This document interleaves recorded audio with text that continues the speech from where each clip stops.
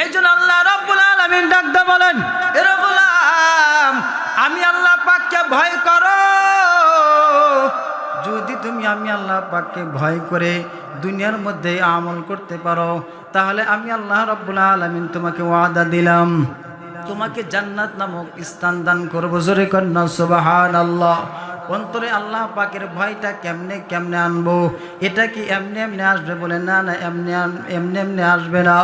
কেমনে আসবে? তাকায়া দেখেন না যুবক, ওই সাহাবায়ে কিরাম আবার যে ওমর আল্লাহকে চিনতো না, আমার নবীকে চিনতো না, যেই ওমর আমার নবীকে গালি দিত, যেই ওমর আমার আল্লাহকে গালি দিত, অথচ এই ওমর ঈমান আনার পরে নবীজি সাল্লাল্লাহু আলাইহি ওয়াসাল্লামের সহবতে থাকার কারণে এই পরিমাণ অন্তরে আমার আল্লাহ পাকের ভয়।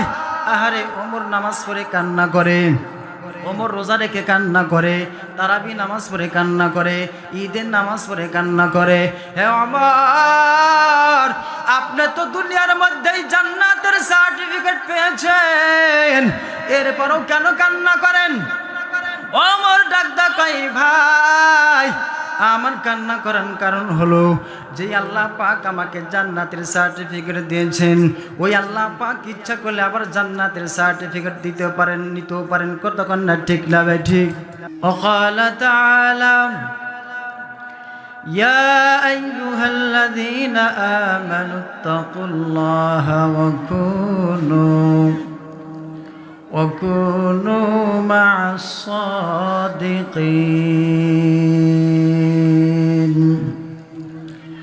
صدق الله المولانا العظيم وصدق رسوله النبي الكريم ونحن على ذلك من الشاهدين والشاكرين والذاكرين والحمد لله رب العالمين.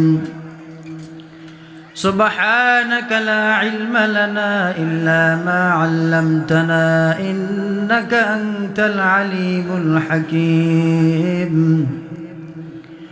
رب اشرح لي صدري ويسر لي أمري واحلل عقدة من لساني يفقه قولي.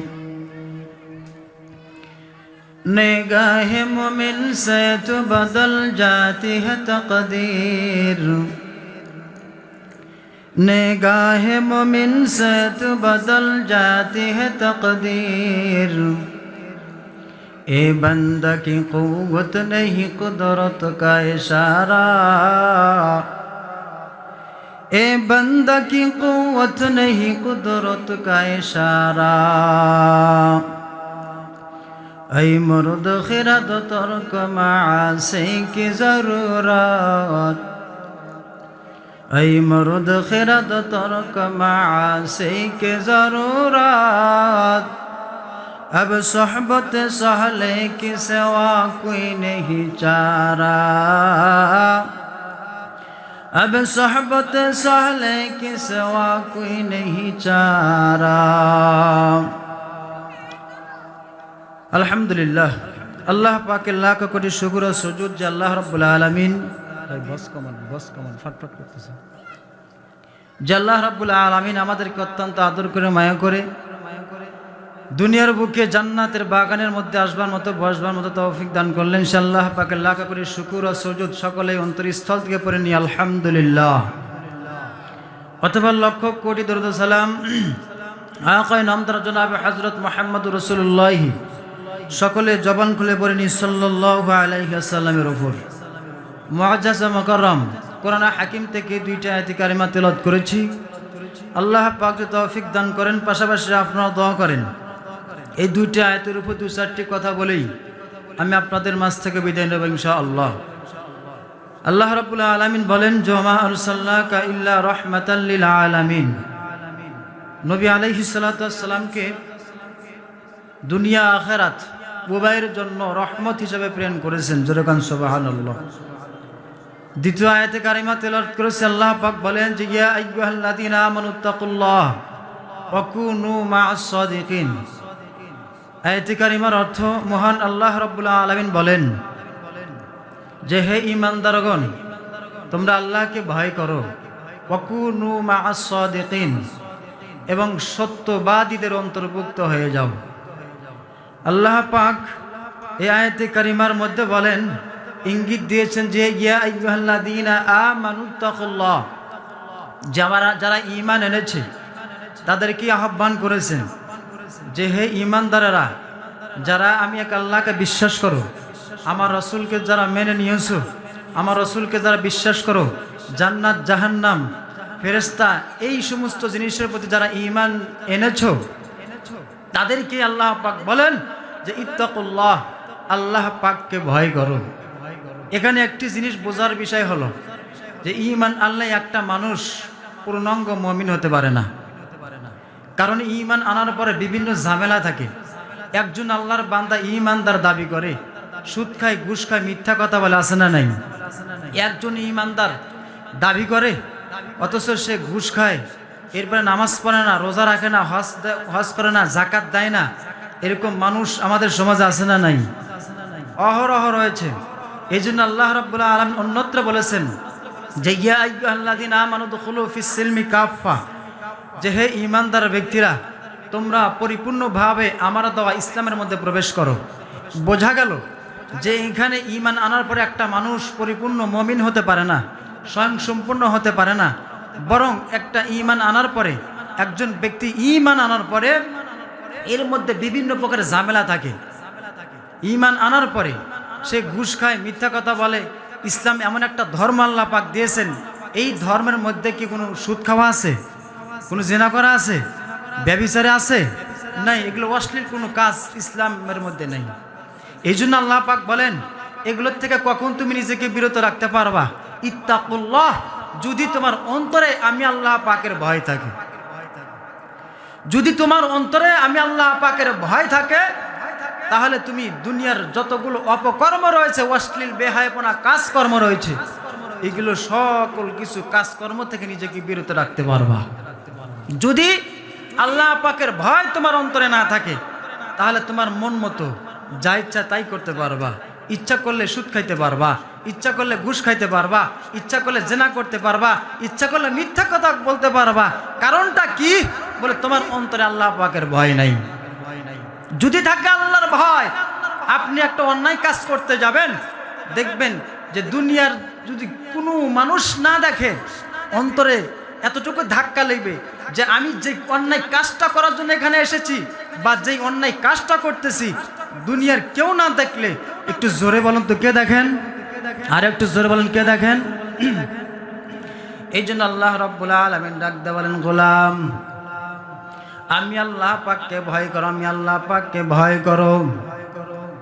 যদি তুমি আমি আল্লাহ পাককে ভয় করতে পারো রে মুমিন, তাহলে নিজেকে দুনিয়ার বিভিন্ন অশ্লীল বেহায়াপনা কাজ থেকে নিজেকে বিরত রাখতে পারবা।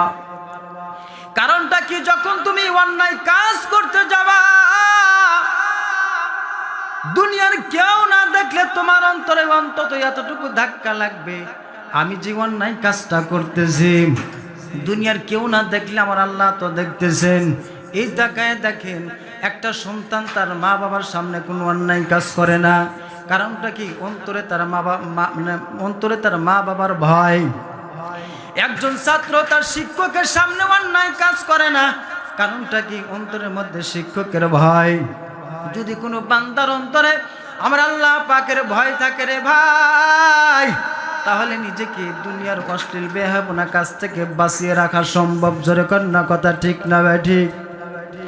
এই জন্য আল্লাহ রাব্বুল আলামিন ডাক দিয়ে বলেন, এ গোলাম, আমি আল্লাহ পাককে ভয় করো।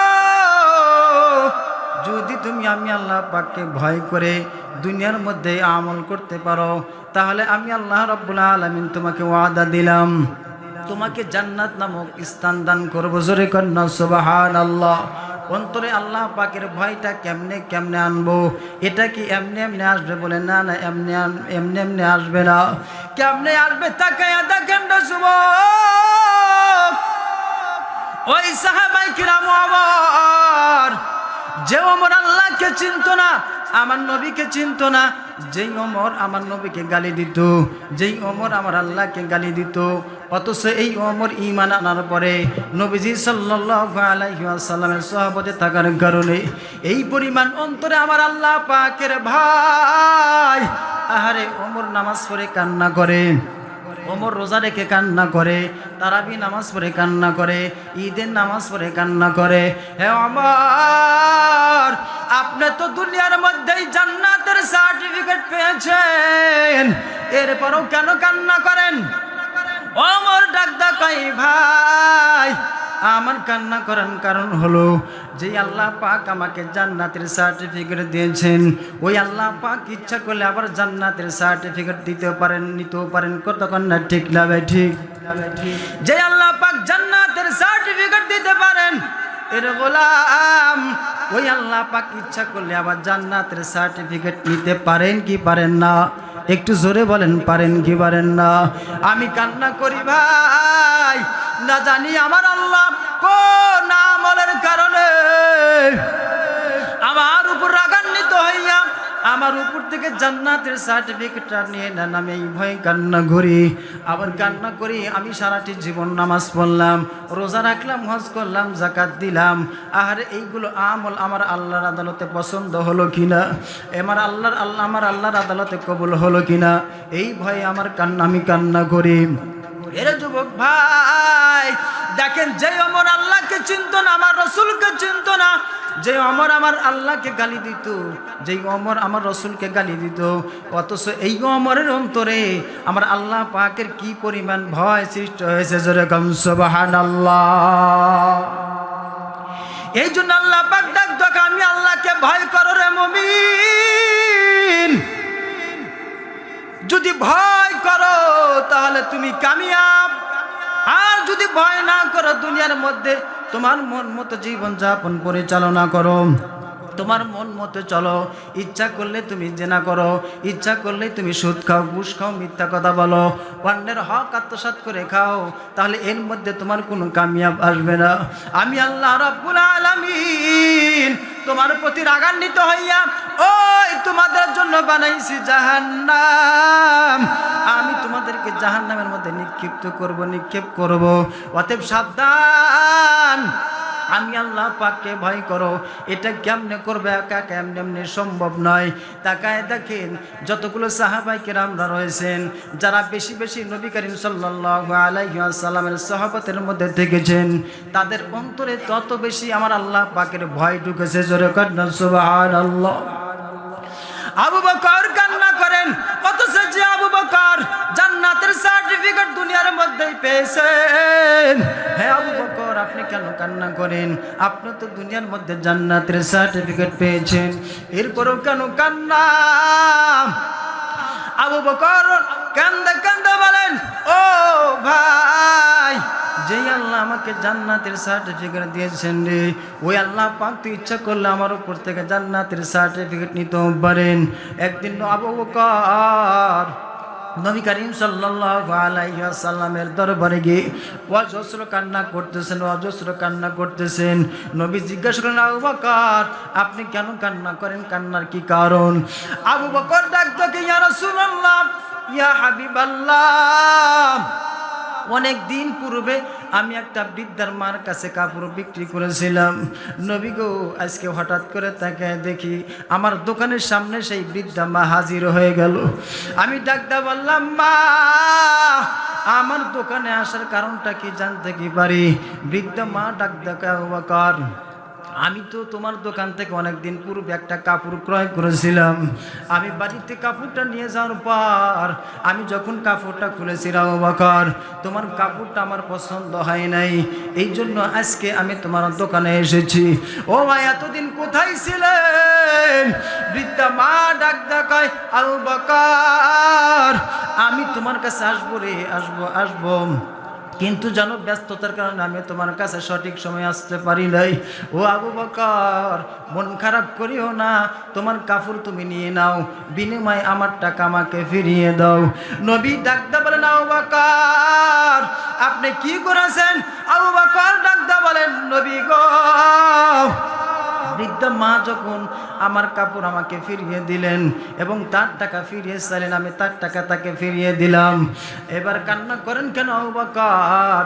আবু বকর ডাক দেখায়, নবী গো আপনি তো জানেন কাল কঠিন কিয়ামত যখন সংঘটিত হয়ে যাবে রে, আল্লাহ পাক যখন আমি আবু বকরকে ডাক দিবে, ও আবু বকর আমি তো তোমাকে জান্নাতের সার্টিফিকেট দিয়েছি। বলা হ্যাঁ আল্লাহ আপনি তো আমাকে জান্নাতের সার্টিফিকেট দিয়েছেন।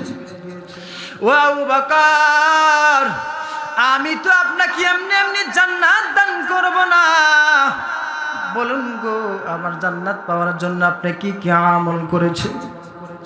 আমি আবু বকর তখন আমার জীবনের সমস্ত আমল, নামাজ রোজা হজ যাকাত দান সদকা যতগুলো ইবাদত রয়েছে, যতগুলো আমল রয়েছে, আমি আবু বকর তখন আল্লাহর আদালতে পেশ করব। জোরে কন্যা সুবহানাল্লাহ।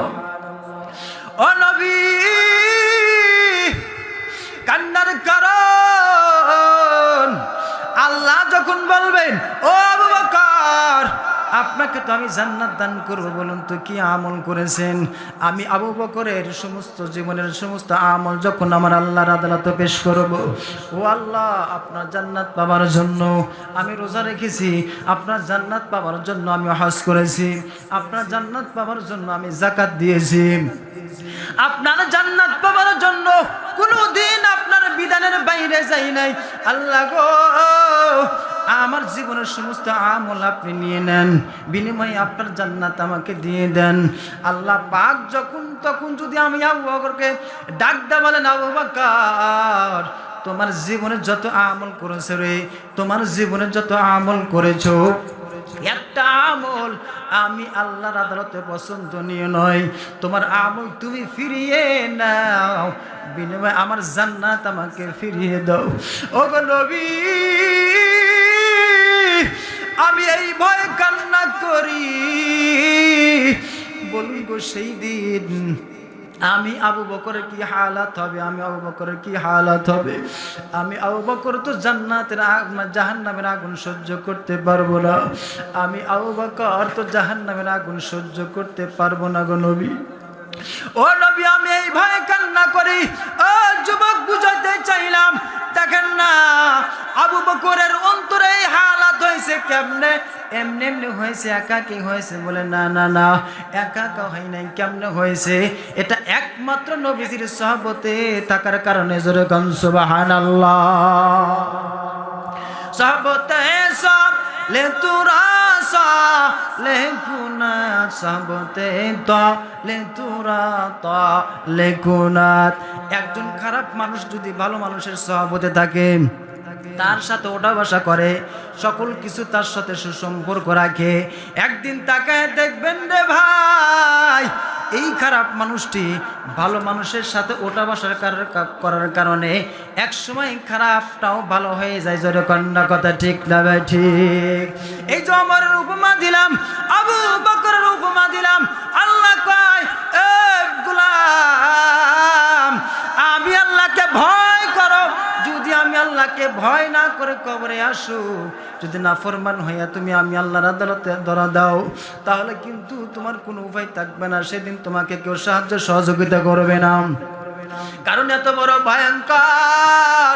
এ যুবক কবর তো প্রত্যহ দিন তোমাকে হাসানি দিয়ে ডাকে। আমি কবর এমন একটা ভয়ঙ্কর জানো, আমি কবর এত ভয়ঙ্কর জায়গা, আমি কবর কিন্তু ভালো জায়গা না, আমি কবর কিন্তু সাপ বিচ্ছুর জায়গা। জোরে কন্যা কথা ঠিক না ভাই? ঠিক। আমি কবর কিন্তু সাপ বিচ্ছুর জায়গা রে।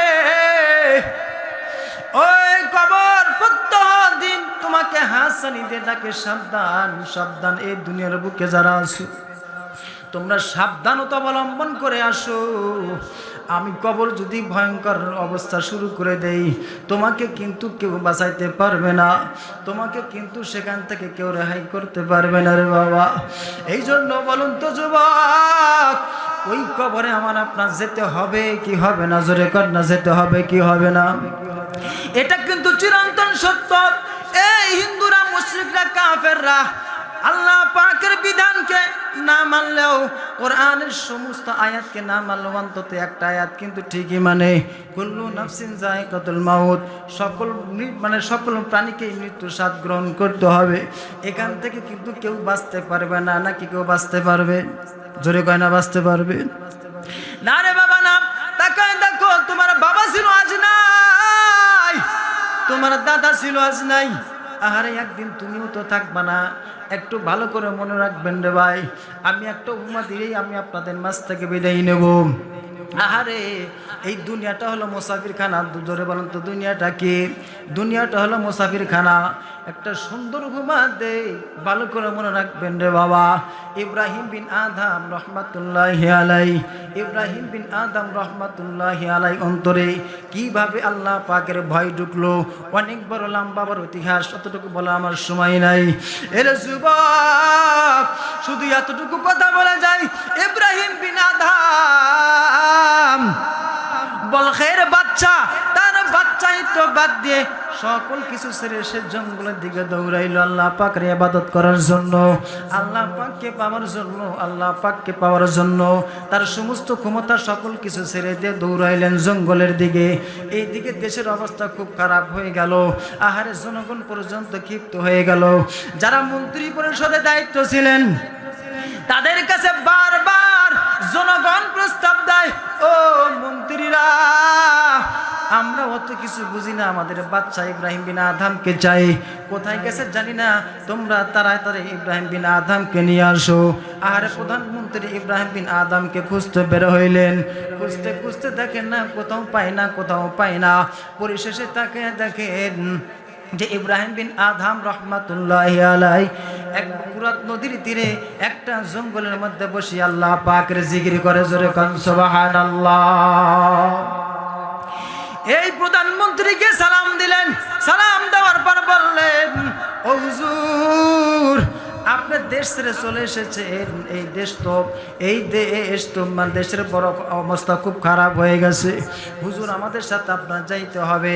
কিন্তু প্রধানমন্ত্রীর এই যখন এই কথাটা বললেন, এই কথাটা বলার পর তখন মানে বাদশা ইব্রাহিম বিন আদম ডাক দিয়ে বললেন, না, আমি যেই রাষ্ট্র ছেড়ে এসেছি, মানে যেই ক্ষমতা ছেড়ে আমি এসেছি, ওই ক্ষমতার চেয়ারে আমি আর বসবো না। জোরে কান্না সুবহানাল্লাহ। আমার এক কথা, আমি আমার আল্লাহকে পেতে, আমার আল্লাহকে পেতে হবে। যেই রাস্তায় গেলে, যে কাজ করলে আমার আল্লাহ পাক খুশি হবে, আমার সেই রাস্তায় যাইতে হবে। জোরে কান্না সুবহানাল্লাহ।